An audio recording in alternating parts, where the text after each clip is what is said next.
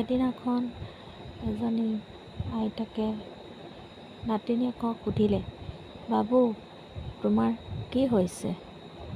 তুমি কিয় মন মাৰি বহি আছা? তেতিয়া বাবুৱে ক'লে, আইতা, মোৰ লগৰবিলাকে মোক ফেঁচা ফেঁচা বুলি জোকাই থাকে। মই বাৰু ফেঁচা নে আইতা? ফেঁচা নে? আচ্ছা, এইটো কথা। ইয়াতো কৰাৰ কথা কি আছে? মই তোক এটা ল'ৰাৰ কাহিনী ক'ম, শুনিবি তেতিয়াহ'লে ভালদৰে। এক সময়ত ৰাজু নামৰ এজন ল'ৰাই বিখ্যাত ডাঙৰ চহৰ এখনত বাস কৰিছিল। আৰু সি অইন ল'ৰা ছোৱালীৰ নিচিনা নাছিল। তাৰ কাণ দুখন ডাঙৰ হোৱাৰ বাবে তাৰ বন্ধুহঁতে তাক জোকাই থাকে, হাতীৰ কাণ বুলি। হে?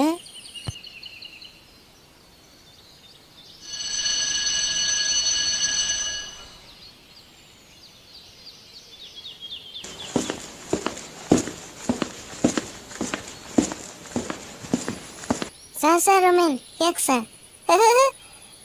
ইয়াৰ কাণ দুখন কি ডাঙৰ। বান্দৰ,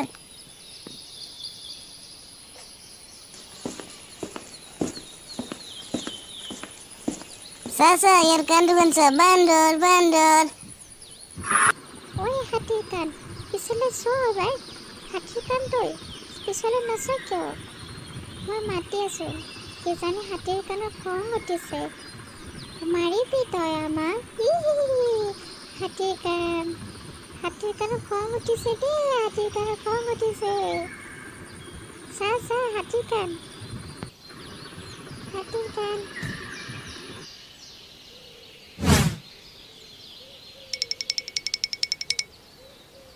আৰু সি তোক মনেৰে ঘৰলৈ আহিল। সিৰ আজি মনটো বহুত বেয়া, কাৰণ অইনদিনাৰ নিচিনা আজিও তাক সকলোৱে জোকাই আছিল। সেইবাবে সি আইনাৰ সন্মুখত নিজকে মন বেয়া কৰি সি নিজকে ক'বলৈ ধৰিলে, মই বাৰু মানুহ নহয় নেকি? মোৰ কাণ দুখনে ডাঙৰ।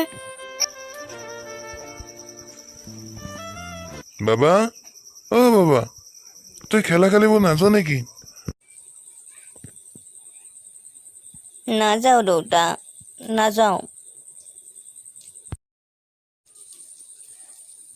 মোক সকলোৱে জোকাই থাকে দেউতা। নাই দে, নোজোকাই যা অলপ বাহিৰত খেলাই আছোন। পথাৰত যাই লগৰ কেইটাৰ লগত অলপ খেল। কিনো কৰ তোমাৰ থাক? নহয় দেউতা, মোক সদায় জোকাই। জোকালে জোকাব দে, তাত তই একো নকবি। একো নাই এইবোৰত। নহয় দেউতা। তই বন্ধু বুলি ভাবিবি, সিহঁতেও ভাবিব। ৰাজুই সকলোবিলাক কথা দেউতাকক কৈ দিলে। আৰু সি খিৰিকীৰে অইন ল'ৰা ছোৱালীবিলাকে খেলি থকা চাই আছিল।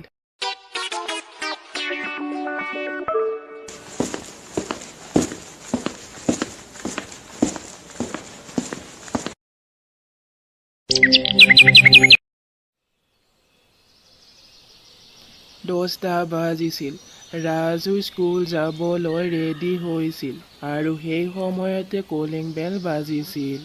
বাহিৰৰ পৰা মাত শুনিলে, ৰাজু, স্কুল নোযোৱা নেকি ৰাজু? তই, মই বেলেগ বুলি ভাবিছিলোঁ, কিন্তু কালি তই স্কুললৈ কিয় নগলি?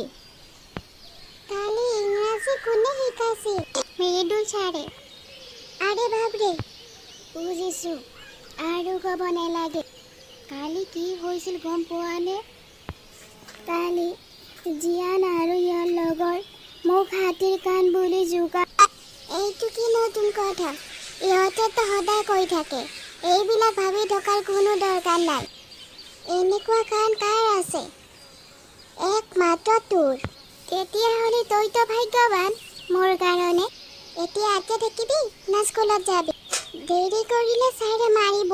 য পটাপট। বল বল। ইয়াৰ পিছত দুয়ো স্কুললৈ গ'ল আৰু দুয়ো ভালদৰে স্কুল কৰিলে আৰু তাক কিয় কালি স্কুল অহা নাছিল শিক্ষকে সুধিলে। প্ৰতিদিনাৰ নিচিনা স্কুল ছুটি হ'ল আৰু সকলোৱে ঘৰলৈ আহিল।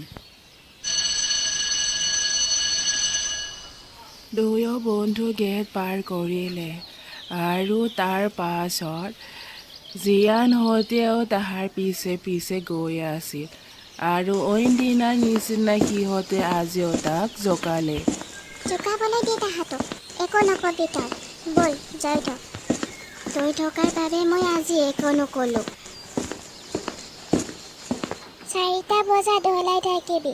আমি এটা বাবাৰ তাত যাম। ঠিক আছে। তেতিয়াহ'লে তই আহিবি। মই ৰৈ থাকিম। ৰাজুই ঘৰৰ ভিতৰলৈ গ'ল আৰু ৰাজুই 4টা বজালৈকে অপেক্ষা কৰি থাকিল। অৱশেষত ঘড়ী 4টা বাজিল। ৰাজুই ঈশানৰ কাষলৈ বুলি গ'ল।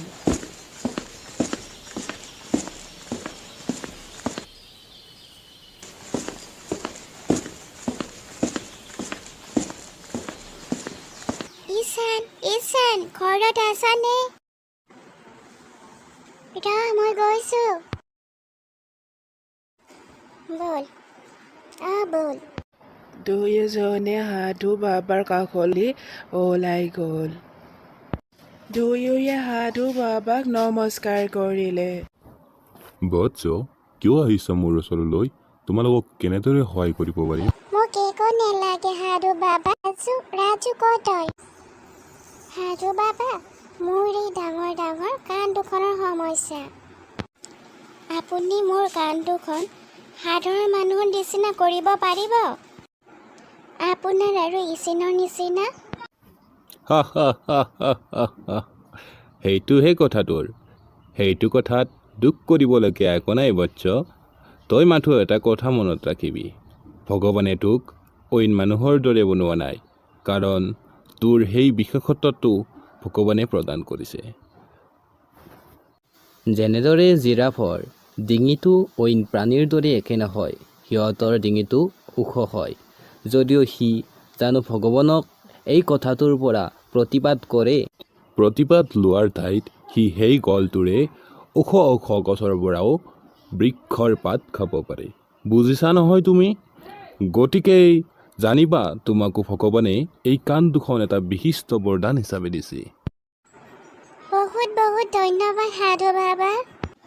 আপোনাৰ কথাত মই সাহস পাইছোঁ।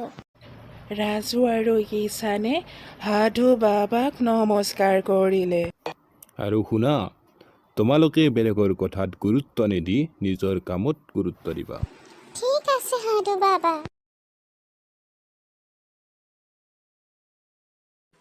তোক তালৈ নি ভাল কৰিছোঁ মই। তই সঁচাকৈ বহুত ভাল কাম কৰিছ মোক তালৈ নি। ৰাজুই বুজি পালে সি বিচাৰিলেও ইয়াৰ কাণ দুখন সাধাৰণ মানুহৰ নিচিনা কৰিব নোৱাৰিব। সি বুজি পালে কোনোবাই তাক ঠাট্টা কৰিলেও তাৰ কোনো ক্ষতি নহ'ব। ইয়াৰ পিছত ৰাজুই বহুত ডাঙৰ মানুহ হ'ল এটা। একদিন ৰাজু বাটেৰে গৈ থাকত এটা বন্ধুক লগ পাইছিল, যিজন বন্ধুৱে তাক স্কুলৰ সময়ত জোকাই আছিল। ৰাজুৱে তাক দেখা পাই চিনিব পাৰিছিল যে সেইটো সি আছিল। আৰে ৰাজু, তই ইমান ডাঙৰ মানুহ হৈ গ'লে? হয় দিয়া। তই চাগে মোক বেয়াই পাইছ ন? মই তোক জোকাইছিলোঁ। নাই অ', সেইবোৰ মই ধৰি থকা নাই।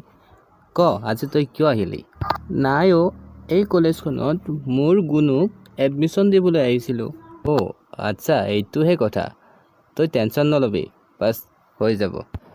ইয়াৰ পিছত দুয়ো বহুত ভাল বন্ধু হ'ল আৰু ৰাজুই ভাবিলে জীৱনত যদি এজন প্ৰকৃত বন্ধু পোৱা যায় তেতিয়াহ'লে সকলো কাম কৰিব পাৰিব।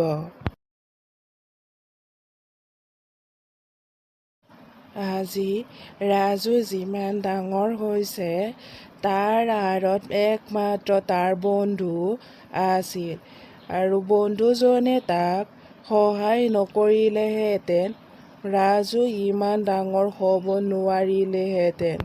সেইবাবে আমাক ভাল বন্ধু লাগে এজন। বুজিলো আইতা, আজিৰ পৰা আৰু মই মন বেয়া নকৰো। আচ্ছা, তই বুজি পালি, ঠিক আছে।